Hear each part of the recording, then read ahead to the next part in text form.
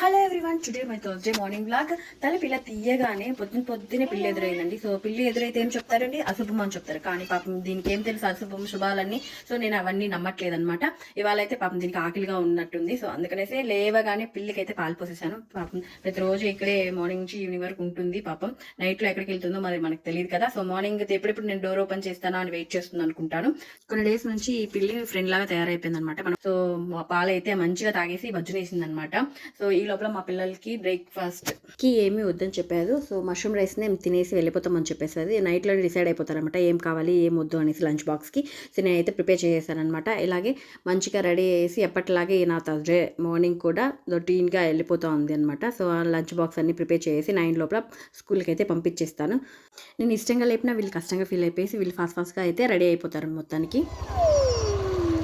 ఇలా డైలీ స్కూల్కి సంతోషంగా పంపించాలని ట్రై చేస్తాను, కానీ అప్పుడప్పుడు వాళ్ళే ఏడుస్తుంటాను. సో ఇదండి